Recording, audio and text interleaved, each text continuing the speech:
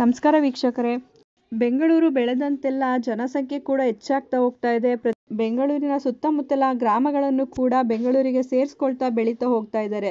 ಇಂಥ ಸಂದರ್ಭದಲ್ಲಿ ತುಂಬ ಜನ ಆಸೆ ಪಡುವಂಥದ್ದು ಫ್ಲ್ಯಾಟ್ಗಳನ್ನ ತೆಗೆದುಕೊಳ್ಬೇಕು. ಅಪಾರ್ಟ್ಮೆಂಟಲ್ಲಿ ನಮಗೆ ಇಂಡಿವಿಜುವಲ್ ಸೈಟ್ಗಳು ಬೇಕಾಗಿಲ್ಲ, ನಾವು ಫ್ಲ್ಯಾಟ್ಗಳನ್ನ ತೆಗೆದುಕೋಬೇಕು ಅಂತೇಳಿ ಫ್ಲ್ಯಾಟ್ಗಳ ಕಡೆ ಹೋಗ್ತಾರೆ. ಫ್ಲ್ಯಾಟ್ನ ತಗೊಳ್ಳೋ ಉದ್ದೇಶ ಏನಿರುತ್ತೆ ಅವ್ರಿಗೆ, ಮೇಯ್ನಾಗಿ ಸೆಕ್ಯೂರಿಟಿ ಪರ್ಪಸ್ಸಿಂದ ಇರ್ಬೋದು, ಅಥವಾ ಇಂಡಿವಿಜುವಲ್ ಸೈಟಲ್ಲಿ ಸಿಗದೇ ಇರೋಂಥ ಅಮ್ಯುನಿಟೀಸ್ಗಳೇನಿರುತ್ತೆ ಅದೆಲ್ಲ ಕೂಡ ಈ ಒಂದು ಅಪಾರ್ಟ್ಮೆಂಟ್ಗಳಲ್ಲಿ ಸಿಗುತ್ತೆ ಮತ್ತು ತುಂಬಾ ಬೆನಿಫಿಟ್ಸ್ ಇರುತ್ತೆ. ತುಂಬ ಬೆನಿಫಿಟ್ಸ್ ಇರೋದ್ರಿಂದ ಈ ಒಂದು ಅಪಾರ್ಟ್ಮೆಂಟ್ಗಳನ್ನ ತೆಗೆದುಕೊಳ್ಳೋಕ್ಕೆ ಬಹಳಷ್ಟು ಜನ ಇಷ್ಟಪಡ್ತಾರೆ. ಅಷ್ಟೇ ಅಲ್ಲ, ಕೆಲವರಿಗೆ ಸ್ವಲ್ಪ ವರ್ಷಗಳು ಮಾತ್ರ ಇಲ್ಲಿ ಇರಬೇಕಿರುತ್ತೆ, ನಂತರ ಅವರು ತಮ್ಮ ಊರುಗಳಿಗೆ ಹೋಗಬೇಕಿರುತ್ತೆ. ಆ ಸಮಯದಲ್ಲೂ ಕೂಡ ಅವರು ಅಪಾರ್ಟ್ಮೆಂಟ್ಗಳನ್ನ ಪ್ರಿಫರ್ ಮಾಡ್ತಾರೆ. ಈ ರೀತಿಯಾಗಿ ಅಪಾರ್ಟ್ಮೆಂಟ್ಗಳನ್ನ ಯಾರೆಲ್ಲ ತಗೋಬೇಕಂತ ಇರ್ತಾರೆ ಅವರು ಯಾವ ರೀತಿಯಾಗಿ ಡಾಕ್ಯುಮೆಂಟ್ಗಳನ್ನ ಚೆಕ್ ಮಾಡಬೇಕು, ಯಾವೆಲ್ಲ ಡಾಕ್ಯುಮೆಂಟ್ಗಳು ಅವ್ರಿಗೆ ಬೇಕಾಗುತ್ತೆ ಅನ್ನೋದನ್ನು ಈ ವಿಡಿಯೋದಲ್ಲಿ ತಿಳಿಸ್ಕೊಡ್ತಾ ಇದ್ದೀನಿ. ಮೊದಲನೇದಾಗಿ ಯಾವುದೇ ಒಂದು ಪ್ರಾಪರ್ಟಿನ ತೆಗೆದುಕೋಬೇಕಾದ್ರೆ ಆ ಪ್ರಾಪರ್ಟಿಯ ಮೂಲ ದಾಖಲಾತಿಗಳನ್ನ ನಾವು ಚೆಕ್ ಮಾಡಬೇಕಾಗುತ್ತೆ. ಸುಮಾರು 30-40 ವರ್ಷಗಳ ತನಕ ಮೂಲ ದಾಖಲಾತಿಗಳೇನಿರುತ್ತೆ, ಮದರ್ ಡೀಡ್ ಅಂತ ಏನು ಕರಿತೀವಿ, ಅಲ್ಲಿಂದ ಕೂಡ ಪ್ರೆಸೆಂಟ್ ಓನರ್ ಯಾರು ಇರ್ತಾರೆ ಅಲ್ಲಿಯವರೆಗೂ ಬಂದಿರೋ ಟೈಟಲ್ ಡೀಡ್ ಫ್ಲೋ ಏನಿರುತ್ತೆ ಅದನ್ನು ನಾವು ಚೆಕ್ ಮಾಡಬೇಕಾಗಿರುತ್ತೆ. ಯಾವ ರೀತಿಯಾಗಿ ಆ ಡಾಕ್ಯುಮೆಂಟ್ಸ್ ಬಂದಿದೆ, ಅದು ಒಂದು ಪಿತ್ರಾರ್ಜಿತ ಆಸ್ತಿ ಆಗಿದ್ದರೆ ಯಾವ ರೀತಿಯಾಗಿ ಅದು ಡಿವೈಡ್ ಆಗಿ ಬಂದಿರುತ್ತೆ, ಪಾರ್ಟಿಷನ್ ಡೀಡ್ ಆಗಿದೆಯಾ, ಸೇಲ್ ಡೀಡ್ ಆಗಿದೆಯಾ, ಗಿಫ್ಟ್ ಡೀಡ್ ಆಗಿದೆಯಾ, ಅಥವಾ ವಿಲ್ ಮೂಲಕ ಬಂದಿದೆಯಾ, ಅಥವಾ ಯಾವುದಾದ್ರೂ ಗ್ರ್ಯಾಂಟಿಂದ ಬಂದಿರೋಂಥ ಜಾಗನ, ಅಥವಾ ಯಾವುದಾದ್ರು ಒಂದು ಡಿಕ್ರಿಯಿಂದ ಬಂದಿರೋವಂಥದ್ದು, ಆ್ಯಕ್ಷನಿಂದ ತೊಗೊಂಡಿರೋಂಥ ಜಾಗಗಳ, ಈ ರೀತಿಯಾಗಿ ಪ್ರತಿಯೊಂದನ್ನು ಕೂಡ ನಾವು ಡಾಕ್ಯುಮೆಂಟ್ ವೆರಿಫಿಕೇಷನ್ನ ಮಾಡಬೇಕಾಗುತ್ತೆ. ಮೂಲ ದಾಖಲಾತಿ ಅಂದರೆ ಮದರ್ ಡೀಡಿಂದ ಇದ್ದು ಇವಾಗಿನ ಪ್ರೆಸೆಂಟ್ ಓನರ್ ಯಾರು ಇರ್ತಾರೆ ಅಲ್ಲಿವರೆಗೂ. ನಂತರ ನೀವೊಂದು ಆ ಪ್ರಾಪರ್ಟಿಗೆ ಸಂಬಂಧಪಟ್ಟ RTC ಮತ್ತು ಮ್ಯೂಟೇಷನ್ ಡಾಕ್ಯುಮೆಂಟ್ಸ್ಗಳನ್ನ ನೋಡಬೇಕಾಗಿರುತ್ತೆ. RTC ಮತ್ತು ಮ್ಯೂಟೇಷನ್ ಕೂಡ 30-40 ವರ್ಷಗಳವರೆಗೂ ಕೂಡ, ಸಾಮಾನ್ಯವಾಗಿ 20 ವರ್ಷದ ಡಾಕ್ಯುಮೆಂಟ್ಸ್ ಆದರೂ ನೀವು ನೋಡಬೇಕಾಗುತ್ತೆ. ಮತ್ತು ಕನ್ವರ್ಷನ್ ಆರ್ಡರ್ ಅಂದರೆ ಒಂದು ಅಪಾರ್ಟ್ಮೆಂಟ್ನ ಕಟ್ತಾ ಇದ್ದಾರೆ ಅಂದರೆ ಅವರು ಖಂಡಿತವಾಗಿಯೂ ಕೂಡ ಕನ್ವರ್ಷನ್ನ ತೆಗೆದುಕೊಂಡಿರಬೇಕಾಗುತ್ತೆ. ಅಗ್ರಿಕಲ್ಚರಿಂದ ನಾನ್ ಅಗ್ರಿಕಲ್ಚರ್ಗೆ, ಅದು ಮುಂಚೆ ಯಾವ ಒಂದು ಉದ್ದೇಶಕ್ಕಾಗಿ ಆ ಜಾಗ ಇತ್ತು ಆ ಜಾಗದಿಂದ ಅದು ವಸತಿ ಯೋಗ್ಯಕ್ಕಾಗಿ ಕನ್ವರ್ಷನ್ನ ತೆಗೆದುಕೊಳ್ಬೇಕಾಗಿರುತ್ತೆ.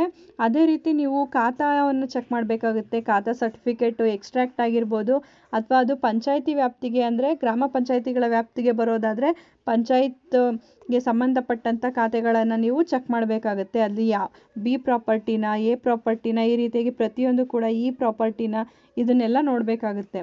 ಅದೇ ರೀತಿ ನೀವು ಅಪಾರ್ಟ್ಮೆಂಟ್ ಒಂದು ಕಟ್ತಾ ಇದ್ದಾರೆ ಅಂದಾಗ ಆ ಪ್ಲ್ಯಾನ್ ಏನಿರುತ್ತೆ ಅದು ಅಪ್ರೂವ್ ಆಗಿರಬೇಕಿರುತ್ತೆ. ಅಪಾರ್ಟ್ಮೆಂಟ್ ಪ್ಲ್ಯಾನು ಲೋಕಲ್ ಅಥಾರಿಟಿನಲ್ಲಿ ಅಪ್ರೂವ್ಡ್ ಆಗಿದ್ರೆ ಮಾತ್ರ ಅದಕ್ಕೆ ವ್ಯಾಲ್ಯೂ ಇರೋವಂಥದ್ದು. ಮತ್ತು ನೀವು ತೆಗೆದುಕೊಳ್ತಾ ಇರೋವಂಥ ಯಾವ ಫ್ಲ್ಯಾಟ್ ತೊಗೋತಾ ಇದ್ದೀರಾ ಆ ಪ್ಲ್ಯಾನ್ ಕೂಡ ಅದರಲ್ಲಿ ಇದೆಯಾ, ಅಪ್ರೂವ್ಡ್ ಆಗಿದೆಯಾ, ಪ್ರತಿಯೊಂದನ್ನು ನೀವು ನೋಡಬೇಕಾಗುತ್ತೆ. ಅಥವಾ ನೀವು ಫಸ್ಟ್ ಪಾರ್ಟಿನ, ನಿಮಗಿಂತ ಮುಂಚೆ ಯಾರಾದರೂ ಆ ಫ್ಲ್ಯಾಟ್ನ ತೊಗೊಂಡಿದ್ದಾರಾ ಅಂದರೆ ನೀವು ಡೈರೆಕ್ಟು ಡೆವಲಪರಿಂದ ತೊಗೋತಾ ಇದ್ದೀರಾ, ಅಥವಾ ಓನರಿಂದ ತೊಗೋತಾ ಇದ್ದೀರಾ, ಅಥವಾ ಈಗ ಪ್ರೆಸೆಂಟು ಡೆವಲಪರಿಂದ ಒಬ್ಬರು ತೊಗೊಂಡು ನಂತರ ನೀವು ತೊಗೋತಾ ಇದ್ದೀರಾ, ಪ್ರತಿಯೊಂದು ಡಾಕ್ಯುಮೆಂಟ್ಸ್ ಕೂಡ ನೀವು ಕಲೆಕ್ಟ್ ಮಾಡ್ಕೋಬೇಕಾಗುತ್ತೆ. ಅದೇ ರೀತಿ ಒಂದು ECಯನ್ನು ತೆಗೆದುಕೋಬೇಕಾಗುತ್ತೆ. EC ಅಂದರೆ ಇನ್ಕಂಬರೆನ್ಸ್ ಸರ್ಟಿಫಿಕೇಟ್. ಸುಮಾರು ಒಂದು 10-15 ವರ್ಷದ ECಯನ್ನು ತೆಗೆದುಕೊಂಡ್ರೆ ನಿಮಗೆ ಅದು ಯಾರಿಗೆಲ್ಲ ಟ್ರಾನ್ಸಾಕ್ಷನ್ ಆಗಿದೆ ಅಥವಾ ಲೋನ್ಗೆ ಹೋಗಿದೆಯಾ ಪ್ರತಿಯೊಂದು ಕೂಡ ತಿಳಿಯುತ್ತೆ. ಅದೇ ರೀತಿ ಪ್ರಾಪರ್ಟಿ ಟ್ಯಾಕ್ಸ್ ಪೇಯ್ಡ್ ರೆಸಿಪ್ಟ್ ಏನಿರುತ್ತೆ ಅಂದರೆ ಆ ಒಂದು ಪ್ರಾಪರ್ಟಿಗೆ ಟ್ಯಾಕ್ಸ್ ಪೇಯ್ಡ್ ರೆಸಿಪ್ಟ್ಗಳಿರುತ್ತೆ, ಅದನ್ನು ಕೂಡ ನೋಡಬೇಕಾಗುತ್ತೆ. ಈ ಒಂದು ಯಾವುದೇ ಅಪಾರ್ಟ್ಮೆಂಟ್ಗಳಾಗಿದ್ರೂ ಕೂಡ ಕೆಲವೊಂದು ಸಲ ಏನಾಗುತ್ತೆ, ಡೆವಲಪರ್ ಮತ್ತು ಲ್ಯಾಂಡ್ ಲಾರ್ಡ್ ಏನಿರ್ತಾರೆ ಇಬ್ಬರು ಕೂಡ ಒಂದು ಜಾಯಿಂಟ್ ಡೆವಲಪ್ಮೆಂಟ್ ಅಗ್ರಿಮೆಂಟನ್ನು ಮಾಡ್ಕೊಂಡಿರ್ತಾರೆ. ಅಂದರೆ JDA ಅಂತ ಏನಂತೀವಿ, ಅಗ್ರಿಮೆಂಟ್ನ ಮಾಡಿಕೊಂಡು ಆ ಒಂದು ಡೆವಲಪರ್ ಏನಿರ್ತಾರೆ ಆ ಒಂದು ಪ್ರಾಪರ್ಟಿನ ಡೆವಲಪ್ ಮಾಡಿ ಅವರೇ ಸೇಲ್ ಮಾಡೋದಕ್ಕೆ ಒಂದು ಪರ್ಮಿಷನ್ ಇರುತ್ತೆ, ಅಥವಾ ಇಬ್ಬರು 50-50% ಸೇಲ್ ಮಾಡೋದಿರುತ್ತೆ, ಅಥವಾ ಈಗಾಗಲೇ ಆಲ್ರೆಡಿ ಲ್ಯಾಂಡ್ ಲಾರ್ಡಿಗೆ ಬಿಲ್ಡರು ಪೂರ್ತಿ ಹಣನ ಕೊಟ್ಟು ಅವರಿಂದ GPA ಮಾಡ್ಕೊಂಡಿರ್ಬೋದು. ಈ ರೀತಿಯಾಗಿ ಯಾರಿಗೆ ಆ ಒಂದು ಹಕ್ಕಿದೆ ಅನ್ನೋದನ್ನು ತಿಳ್ಕೊಳ್ಳೋದಕ್ಕೆ ನೀವು ಲ್ಯಾಂಡ್ ಲಾರ್ಡ್ ಮತ್ತು ಡೆವಲಪರ್ ಇಬ್ಬರು ನಡುವೆ ಇರುವಂಥ ಅಗ್ರಿಮೆಂಟ್ಗಳನ್ನ ಚೆಕ್ ಮಾಡಬೇಕಾಗುತ್ತೆ.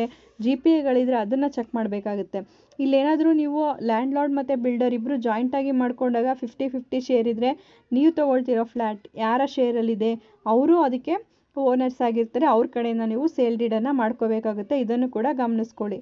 ಅದೇ ರೀತಿ ರೆವೆನ್ಯೂ ರೆಕಾರ್ಡ್ಸ್ಗಳನ್ನ ಕೂಡ ಚೆಕ್ ಮಾಡಬೇಕಾಗುತ್ತೆ. ಲೈಕ್ ಟಿಪ್ಪಣಿ ಇಸ್ಸ ಆಗಿರ್ಬೋದು, ಮತ್ತು ಸರ್ವೆ ಸ್ಕೆಚ್ ಆಗಿರ್ಬೋದು, ವಿಲೇಜ್ ಮ್ಯಾಪ್ ಆಗಿರ್ಬೋದು, ಬೌಂಡ್ರೀಸ್ಗಳನ್ನ ಚೆಕ್ ಮಾಡ್ಕೋಬೇಕಾಗುತ್ತೆ.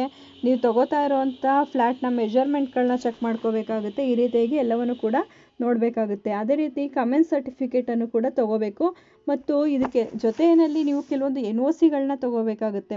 NOCಗಳು ಏನಕ್ಕೆ ಅಂದರೆ ಆ ಒಂದು ಪ್ರಾಪರ್ಟಿ ಅಪಾರ್ಟ್ಮೆಂಟ್ಗೆ ಪರ್ಮಿಷನ್ ಇದೆಯಾ ಅಂತ ತಿಳ್ಕೊಳ್ಳಿಕ್ಕೆ NOCಗಳನ್ನ ತಗೋಬೇಕು. KIDB, BDA ಅಥವಾ BMRDA ರೀತಿಯಾದಂಥ ಒಂದು ಲೋಕಲ್ ಪ್ಲಾನಿಂಗ್ ಅಥಾರಿಟೀಸ್ ಏನಿರುತ್ತೆ ಅದರಿಂದ NOC ತಗೋಬೇಕಾಗುತ್ತೆ. ಮತ್ತು ಯಾವುದಾದ್ರು ಲ್ಯಾಂಡ್ ಅಕ್ವಿಸಿಷನ್ ಆಗಿದೆಯಾ ಅನ್ನೋದಕ್ಕೆ ಲ್ಯಾಂಡ್ ಅಕ್ವಿಸಿಷನ್ ಡಿಪಾರ್ಟ್ಮೆಂಟ್ಗಳಿಂದ NOCಯನ್ನು ತಗೋಬೇಕಾಗುತ್ತೆ. PTCL ಆ್ಯಕ್ಟ್ ಕೆಳಗೆ ಬರುತ್ತೆ ಅನ್ನೋದಕ್ಕೆ PTCL ಆ್ಯಕ್ಟ್ನ ಒಂದು NOCಯನ್ನು ತೆಗೆದುಕೋಬೇಕಾಗುತ್ತೆ. ಅದೇ ರೀತಿ ಆಕ್ಯುಪೆನ್ಸಿ ಸರ್ಟಿಫಿಕೇಟ್ ಅಂದರೆ ಆ ಒಂದು ಫ್ಲ್ಯಾಟ್ಗಳನ್ನ ತೆಗೆದುಕೊಳ್ಳೋದಕ್ಕೆ, ಅಂದರೆ ಫ್ಲ್ಯಾಟ್ಗಳಿಗೆ ಪರ್ಮಿಷನ್ ಕೊಟ್ಟಿರ್ತಾರೆ, ಅಂದರೆ ಫೈನಲ್ ಆಗಿ ಪರ್ಮಿಷನ್ ಆಕ್ಯುಪೆನ್ಸಿ ಮಾಡ್ಕೊಳ್ಳೋದಕ್ಕೆ ಸರ್ಟಿಫಿಕೇಟನ್ನು ಕೊಟ್ಟಿರ್ತಾರೆ, ಅದನ್ನು ನೋಡಬೇಕಾಗುತ್ತೆ. ಅದೇ ಥರ ಆಕ್ಯುಪೆನ್ಸಿ ಸರ್ಟಿಫಿಕೇಟ್ ಅಂದರೆ ಈಗ ಕೆಲವೊಂದು ಸಲ ಒಂದು ಪ್ಲ್ಯಾನಿಂಗ್ ಅಥಾರಿಟಿಗಳೇನಿರುತ್ತೆ ಕೆಲವು 40% ಅಷ್ಟು ಸೇಲ್ ಮಾಡಲಿಕ್ಕೆ ಪರ್ಮಿಷನ್ ಇರುತ್ತೆ. ಪೂರ್ತಿ ಪ್ಲ್ಯಾನ್ ಅಪ್ರೂವಲ್ ಆದಮೇಲೆ ಬೇರೆ 60%ಅನ್ನು ಸೇಲ್ ಮಾಡ್ಲಿಕ್ಕೆ ಕೊಟ್ಟಿರ್ತಾರೆ. ಅದನ್ನು ನೀವು ಚೆಕ್ ಮಾಡಬೇಕಾಗುತ್ತೆ. ನೀವು ತಗೊಳ್ತಾ ಇರೋವಂಥ ಪ್ರಾಪರ್ಟಿ ಫ್ಲ್ಯಾಟ್ ಏನಿದೆ ಅದು ಫ್ರೀ ಫಾರ್ ರಿಲೀಸ್ ಅಂತ ಇದೆಯಾ, ಆಲ್ರೆಡಿ ರಿಲೀಸ್ಗೆ ಅದು ಫ್ರೀ ಆಗಿದೆಯಾ ಅನ್ನೋದನ್ನು ತಿಳ್ಕೊಬೇಕಾಗುತ್ತೆ. ರಿಜಿಸ್ಟ್ರೇಷನ್ಗೆ ಅದು ಫ್ರೀ ಆಗಿದೆಯಾ ಅನ್ನೋದನ್ನು ತಿಳ್ಕೊಬೇಕಾಗುತ್ತೆ. ಇವು ಎಲೆಕ್ಟ್ರಿಸಿಟಿ ಬೋರ್ಡ್ ಆಗಿರ್ಬೋದು, BWSSB ಆಗಿರ್ಬೋದು, ಪೊಲ್ಯೂಷನ್ ಬೋರ್ಡ್ ಆಗಿರ್ಬೋದು, ಇದರಿಂದ ಕೂಡ NOCಗಳನ್ನ ನೀವು ತೆಗೆದುಕೋಬೇಕಾಗುತ್ತೆ.